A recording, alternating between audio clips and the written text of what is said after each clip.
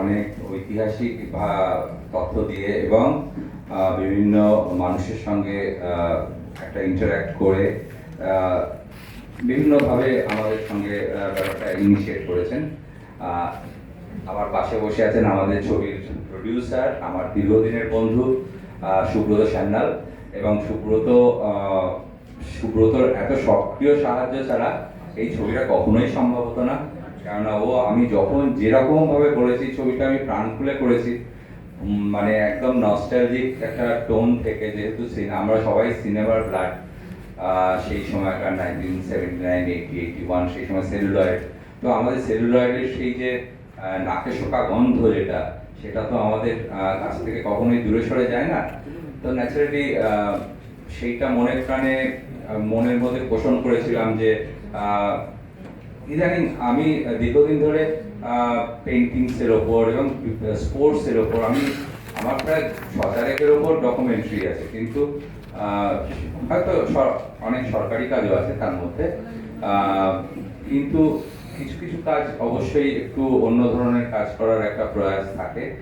সেটার কথা আমি সুব্রতকে বলেছিলাম যে এরকম একটা রাজ কাপুরের শতবর্ষ হচ্ছে এবং West Bengal film journalist association একটা প্রোগ্রাম করছে প্রিয়া সিনেমা হলে। তো আমরা সেদিন এসেছিলাম। সেই দিনই ইনফ্যাক্ট আমাদের মধ্যে একটা ক্রপ আপ করলো যে আচ্ছা, রাজ কাপুরের এই বেঙ্গল কানেকশনকে নিয়ে, ক্যালকাটা কানেকশনকে নিয়ে যদি কিছু কাজ করা যায়, it should not be like a biography. এটা একটা অন্য ধরনের আঙ্গিক থেকে, অন্য ধরনের টেক্সট থেকে, কনসেপ্ট থেকে যদি দাঁড় করানো যায়। ও খুব উৎসাহী হলো এবং তারপরে আমরা কাজে নেমে পড়লাম। এবং সব সময় আমরা নির্মল দাকে, সজল দত্ত এবং আমাদের অঞ্জন বোস এবং নিউ থিয়েটার্সের যারা আছেন এবং দেবকী বোসের নাতি দেবাশিস বোস, রত্নতমা সেনগুপ্ত, তো এরা সবাই আমাকে ভীষণভাবে উৎসাহিত করলেন। এবং পরবর্তীকালে যখন আমরা বম্বেতে শুট করলাম, হয়তো অনেকের মধ্যে প্রশ্ন আসতে পারে আমার ছবিতে হয়তো কাপুর পরিবারের কেউ নেই, কিন্তু আমি এটা রাজ কাপুরের বায়োগ্রাফি করতে চাইনি, তাই জন্য কাপুর পরিবারকে ইনভলভ করতে চাইনি। যদিও আমার ছবিতে ঋষি কাপুরের ফুল্লাম ফুল্লা ছবির একটা রেফারেন্স আছে, যেখানে ঋষি কাপুর পরিষ্কারভাবে বলেই দিয়েছেন লেখায় যে কলকাতা ছাড়া কখনোই কাপুর, দেবকী বোসের ফ্যামিলি ছাড়া কখনোই কাপুর ফ্যামিলি আছে, কাপুর খানদান যেটা বলা হয় সেটা তৈরি হতো না। তো ন্যাচারালি এতটাই গুরুত্বপূর্ণ একটা অধ্যায় ছিল কলকাতার সেই হারিয়ে যাওয়া শৈশব রাজ কাপুরের, 1 নম্বর। 2 নম্বর হচ্ছে যে ছবিটা যখন এরকম ভাবে আমি ভাবলাম যে ছোটবেলাটা তো ছোটবেলা কেটে গেল, তারপরে তো উনি বম্বে গেলেন। শুধু উনি তো নয়, 1940s যখন বেঙ্গল ফেমিন, যখন নিউ থিয়েটার্সে আগুন লেগে গেল, যখন সেকেন্ড ওয়ার্ল্ড ওয়ার, একটা টার্মোয়াইল সিচুয়েশন কলকাতায়, একটা ফিল্ম ইন্ডাস্ট্রি খুব খারাপ অবস্থা। এবং সেই সময় প্রচুর বাঙালি পার্সোনালিটি যারা বম্বেতে শিফট করে গেলেন, মাইগ্রেট করে গেলেন। তো এবং তাদের মধ্যে নিতিন বোস থেকে আরম্ভ করে অনেক, বিমল রায়, এবং পরবর্তীকালে বিমল রায়ের হাত ধরে ঋষিকেশ মুখোপাধ্যায় এবং নবেন্দু ঘোষ এবং তারপরে বাসু ভট্টাচার্য, এরা। এবং আরেকটা জিনিস ঘটেছিল, সেটা হচ্ছে পৃথ্বীরাজ কাপুরের থিয়েটার হিস্ট্রিটা হচ্ছে আইপিটি এর উনি খুব সক্রিয় সদস্য ছিলেন এবং আইপিটি এর একটা মানসিকতা সেই সময় কলকাতায়, আপনারা জানেন সবাই, গণনাট্য সংঘের একটা মোটিভেশন কলকাতাতে খুব বেশিভাবে ছিল। এবং পরবর্তীকালে যখন বম্বেতে পৃথ্বীরাজ কাপুর চলে গেলেন, বম্বের আইপিটি এর সঙ্গে উনি থিয়েটারে যুক্ত হয়ে গেলেন এবং সেখান থেকে খাজা আহমেদ আব্বাস, তার থ্রুতে সলিল চৌধুরী এবং শম্ভু মিত্র, তাদের সঙ্গে পরিচয় হলো রাজ কাপুরের। এবং এই যে মাইগ্রেট হয়ে যাওয়া মানুষগুলো বম্বেতে, যে একটা বলিউডের সৃষ্টিকর্তা বলা যায় যারা সবাই, একজন ফাদার ফিগার। আজকের বলিউড দাঁড়িয়ে আছে অনেকটাই বাঙালি, সেই সময়কার বাঙালি সংস্কৃতির এবং বাঙালি পরিচালক বা বাঙালি যে সমস্ত ফিল্ম পার্সোনালিটি, তাদের যে সমস্ত কন্ট্রিবিউট করেছে বিভিন্নভাবে, সেখানে রাজ কাপুরের সঙ্গে কিভাবে অ্যাসোসিয়েট হয়ে গেছে, অদ্ভুত ব্যাপার। আমরা জানি মাই হার্ট, বাবা আলাউদ্দিন, বাবা আলাউদ্দিনের মাইহার, সেখানে রবিশঙ্কর পণ্ডিতজি এবং আলী আকবর খান সাহেব। তো সেইখান থেকেই উঠে এসছে আরেকজন শরৎ প্লেয়ার রাম গাঙ্গুলি। আমরা তার নাম জানি না, কিন্তু যখন রাজ কাপুর প্রথম ছবি করলেন আগ, সেই আগ ছবির মিউজিক ছিল কিন্তু আমাদের রাম গাঙ্গুলি। তার কারণ হচ্ছে রাম গাঙ্গুলি ছিলেন পৃথ্বীরাজ কাপুরের থিয়েটারের মিউজিক ডিরেক্টর। একটা অদ্ভুত একটা বাঙালির সঙ্গে কিন্তু জড়িয়ে যাচ্ছে একটা ইন্টার রিলেটিভিটি, একটা ইন্টার রিলেশনশিপ, একটা ইন্টার কানেক্টিভিটি। এই জিনিসগুলো কিন্তু রাজ কাপুরকে ঘিরে রইল অনেক কাজে। এবং আলটিমেটলি ওখানে একটা film federation guild of India হয়েছিল বম্বেতে ডিউরিং দ্য 1940s 50s।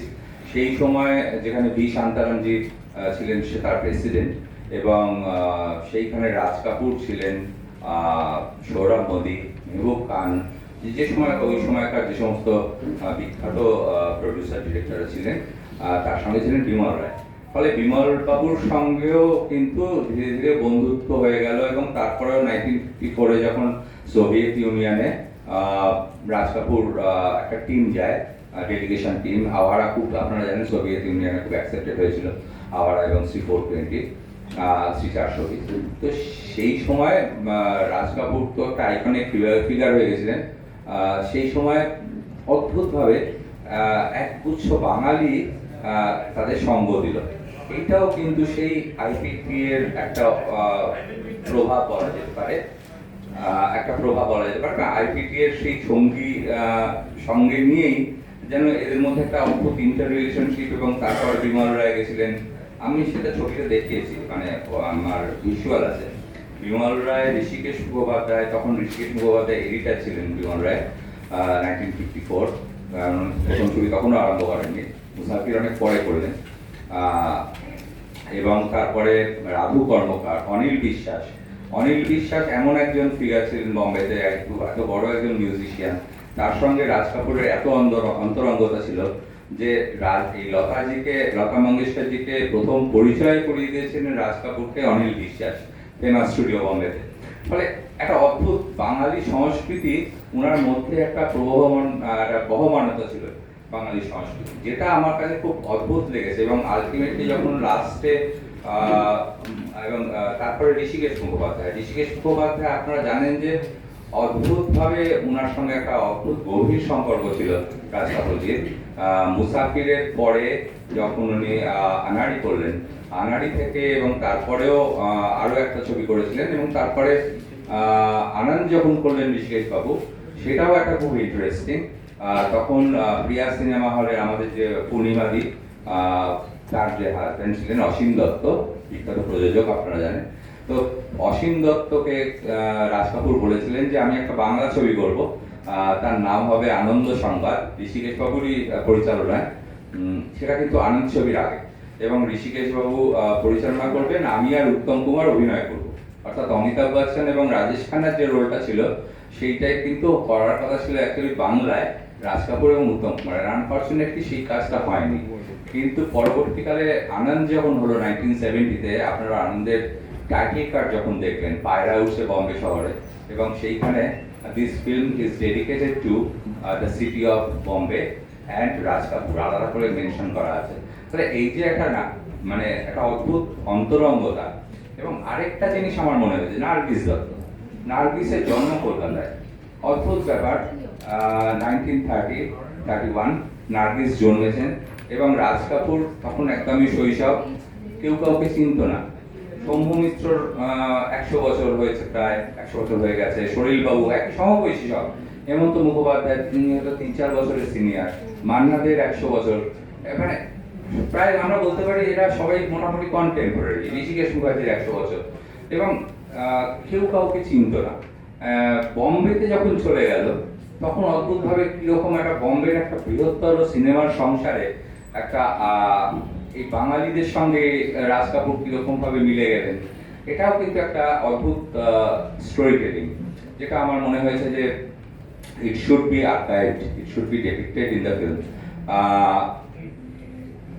এবং নার্গিসের সঙ্গে পরবর্তীকালে আপনারা জানেন একটা ঐতিহাসিক, যেটা রিফ্লেকশন ববিতে আপনারা দেখেছেন যখন ঋষি কাপুর প্রথম ডিম্পল কাপাডিয়াকে ওই দরজাটা খুলছে, ওটাই কিন্তু রাজ কাপুরের সঙ্গে নার্গিসের প্রথম বম্বেতে সাক্ষাৎ, তারই ইমেজটা উনি ববিতে নিয়ে এসেছিলেন। তা এইরকম অদ্ভুত ইন্টারাক্টিভ একটা কতগুলো ইন্টার রিলেশনশিপের ওপর দাঁড়িয়ে এই ছবিটা হয়েছে। এবং পরবর্তীকালে আপনার যখন তিসরি কাসম উনি করলেন বাসু ভট্টাচার্যের, তখন তিসরি কাসমে কিন্তু নবেন্দুবাবু স্ক্রিপ্ট ছিল, নবেন্দু ঘোষের, এবং সুব্রত মিত্র সত্যজিৎ বাবুর ক্যামেরাম্যান, তিনি ছিলেন ক্যামেরাম্যান, এবং বাসু ভট্টাচার্য ছিলেন ডিরেক্টর। এবং অদ্ভুত বাঙালি পরিকৃত হয়ে তিসরি কাসম একটা অসামান্য ছবি, আপনারা জানেন, একটা অল টাইম ক্লাসিক। তো এই কোলাবোরেশনটা কিন্তু মানে অদ্ভুতভাবে একটা বাঙালির যে বেঙ্গলের যে একটা কন্ট্রিবিউশন টুয়ার্ডস বম্বে এবং ওই সময়টা বিশেষ করে সেইটা কিন্তু আমি একটা অন্যভাবে তুলে ধরার চেষ্টা করেছি। অন্যভাবে বলতে সবাই সবভাবেই তুলে ধরে ঠিকই, আমি প্রত্যেকটা ডকুমেন্টারি একটু লিরিক্যাল মেজাজের করি। এবং আপনারা যদি দেখেন ছবিটা, খুব মনে হবে একটা কবিতা দেখছেন। আমি অনুরোধ করবো আপনারা যদি একটু না দেখে থাকেন, শিশির মঞ্চে পরশুদিন শো আছে। এটা আমার মনে হয়েছে রাজ কাপুরের শতবর্ষে শুধুমাত্র কলকাতা শহরের ট্রিবিউট নয়, এটা আমাদের কলকাতা ফিল্ম ইন্ডাস্ট্রির তরফ থেকে রাজ কাপুরকে একটা ট্রিবিউট জানাবার চেষ্টা করেছি।